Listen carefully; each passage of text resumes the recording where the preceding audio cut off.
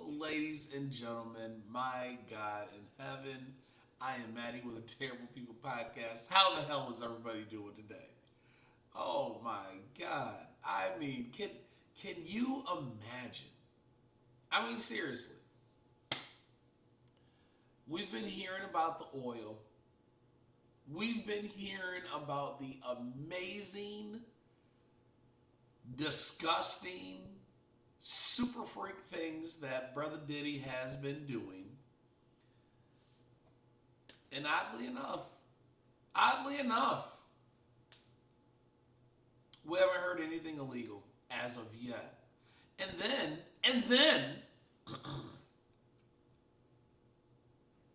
the only thing that we absolutely keep going back to, and there's a reason for that, it's a tactic, is the abuse video, which is absolutely abhorrent, right? It really truly is. The only video that you see of abuse, which is this young lady being beaten and Diddy dragged through the hallway.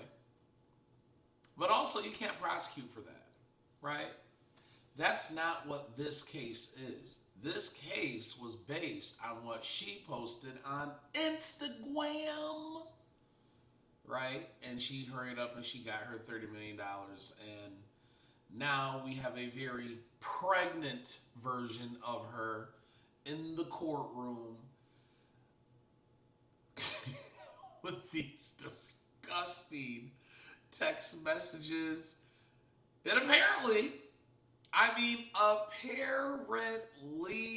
she liked all of it, even though it's reported that Diddy's thing is the size of a Tootsie Roll.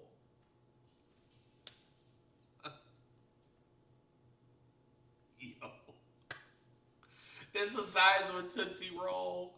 The man likes getting used by other guys as far as target practice, which is absolutely gay. You guys know what it is. Well, we're just going to leave it at that. That man in target practice. Jesus Christ, what is going on? However, and you have to be able to separate this. You absolutely have to. Y'all only listening to this woman because she's cute, right? And that's exactly why you keep going back to the video of the Diddy dragging incident that he is not on trial for. This man is on trial for S trafficking, and being something like an Epstein to Hollywood's A-list with minors, allegedly, as well as unwilling participants. And from what Cassie's text messages were saying, she's always down for a freak off. You want to know why?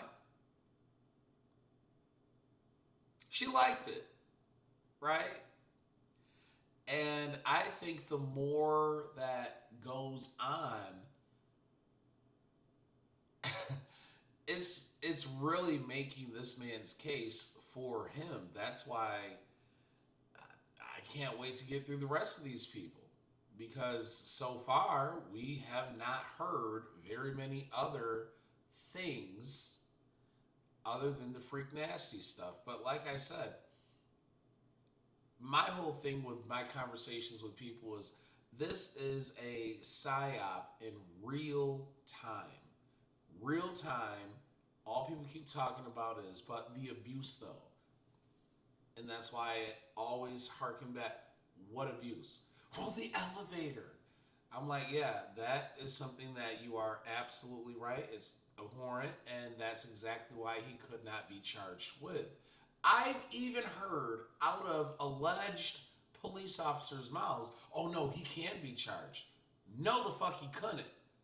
The county where that video originated from, right, said he could not be charged for that said crime. It doesn't mean that it's okay. Not at all. It's absolutely disgusting. However, it is what it is.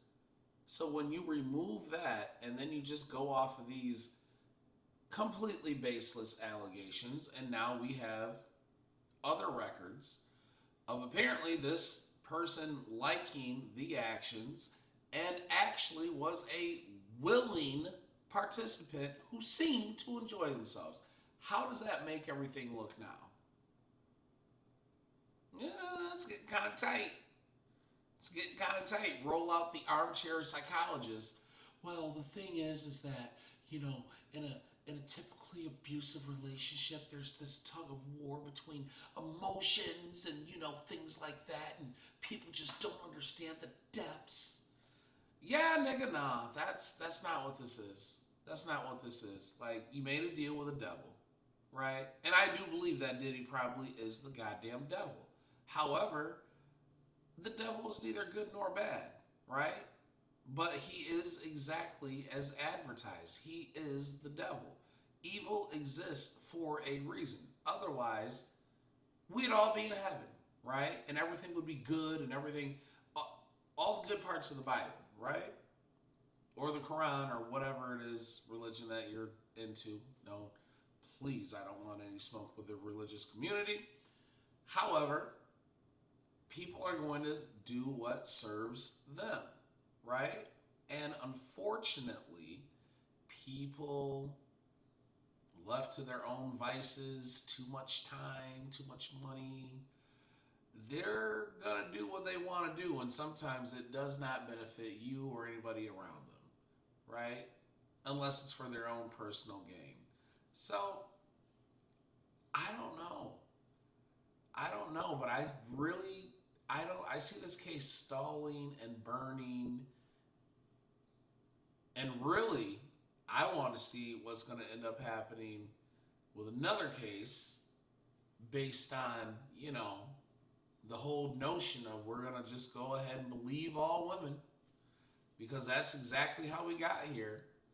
I'm more interested in this Tory Lane situation, right? Because I believe that Diddy, if anything, I don't think anything's going to happen to him. I think he's going to do just enough. If I actually see him getting out, right? I see him getting out right on time for Pride, right? And I see him coming to Atlanta and living out the remainder of his zesty ass life out in the open. And anybody who wants to go hang out with Diddy, feel free, right? But you do realize if you cross me, he might blow up your car, beat your ass, and hang you out a window like Big Red. Okay? I mean,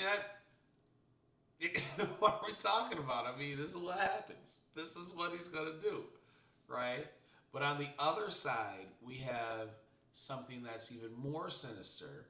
We have a beautiful black woman, one of our beautiful black queens.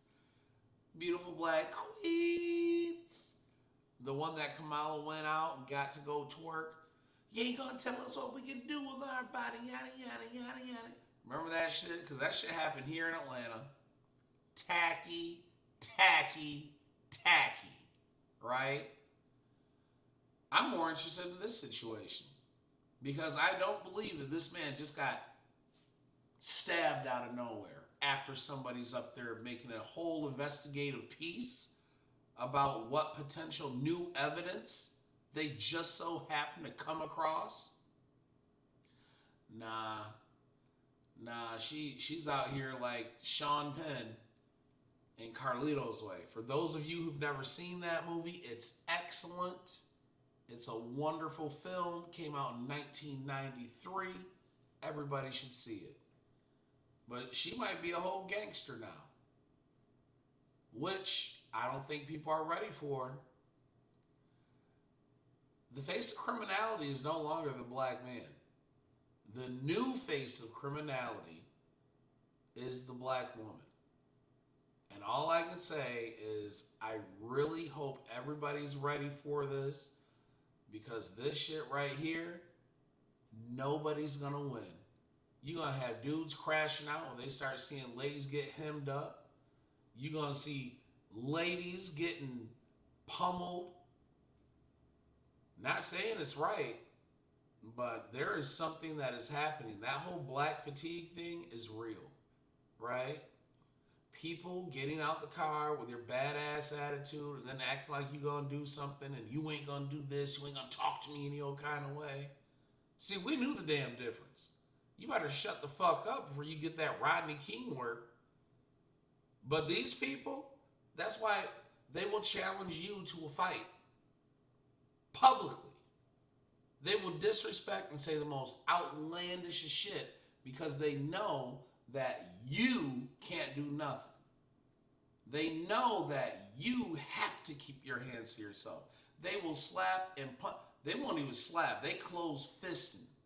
They gonna sit here and try to give you that tiger uppercut. But once I sit here and I sink with my knees and I come all the way up, tiger uppercut, now I'm the asshole. Nah. Because see, this is what equality looks like. I'm 250, you're 250. What's up? Right? You're not ready and you're not about that action, but the world is. And when the world gets tired of something, you will see exactly how you are viewed and what people are willing to take.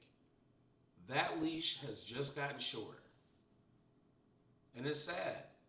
But I don't know, guys. I could be wrong. Anyways, that's just my thoughts from the wildness from this week. Like, comment, subscribe, and I will see you in the next one. In the meantime, in between time, please, nobody go out and buy any more goddamn baby oil, all right? Because I heard that shit is going to get you put on the FBI list, okay? Jesus Christ.